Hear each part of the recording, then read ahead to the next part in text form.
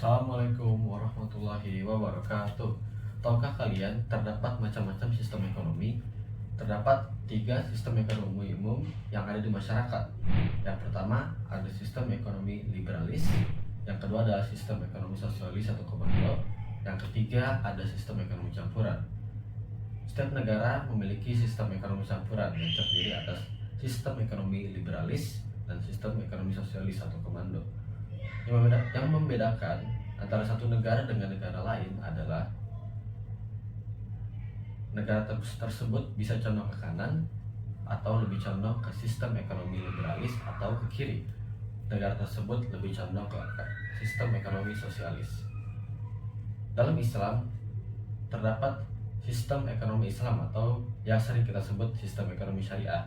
Sistem ekonomi syariah adalah sistem ekonomi yang didasari dan nilai-nilainya diambil dari Al-Quran, hadis-hadis Nabi, dan Qiyas. Ciri-ciri sistem ekonomi Islam atau ekonomi syariah ada 2, yaitu Rabbani dan Insaniyah. Ciri-ciri sistem ekonomi syariah dalam bidang Rabbani yaitu sistem ekonomi syariah diambil dari nilai-nilai ilahiyah atau diambil dari Al-Quran atau hadis-hadis Nabi. Ciri-ciri Insaniyah yaitu sistem ekonomi syariah dijalankan atau dilaksanakan untuk kemakmuran manusia maupun dari golongan non-Islam ataupun Islam. Dalam ekonomi syariah, terdapat karakteristik yang meliputi 3 aspek pokok, yaitu akidah, akhlak, dan asas hukum atau muamalah. Ada 9 karakteristik ekonomi syariah. 1. Harta merupakan milik Allah dan manusia merupakan khalifah atas harta. 2. Ekonomi terkait dengan akidah, syariah, atau hukum dan moral. 3. Keseimbangan antara kerohanian dan kebendaan. 4. Ekonomi Islam menciptakan keseimbangan antara kepentingan individu dan kepentingan umum. 5. Kebebasan individu dijamin dalam Islam. 6. Negara diberikan wewenang untuk ikut campur dalam perekonomian. 7.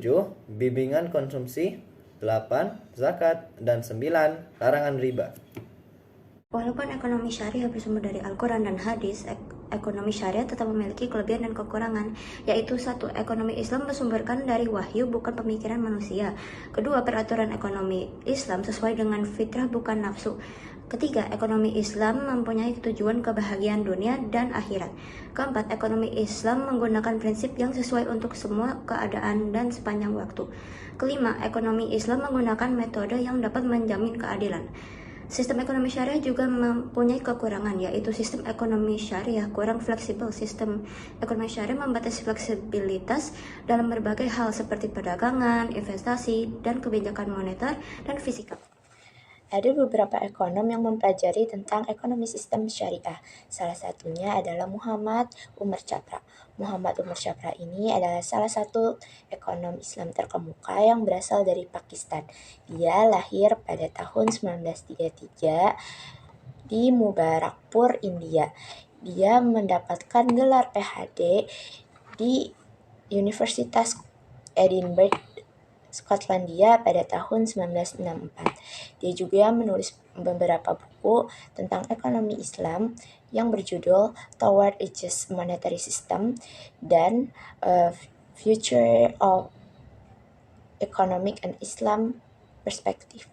Muhammad Umar Chapra mendefinisikan ekonomi Islam sebagai pengetahuan untuk merealisasikan kebahagiaan melalui alokasi dan distribusi sumber daya yang terbatas menggunakan ajaran Islam tanpa memberikan kebebasan individu atau perilaku makro berkesinambungan ataupun tanpa berkesinambungan lingkungan.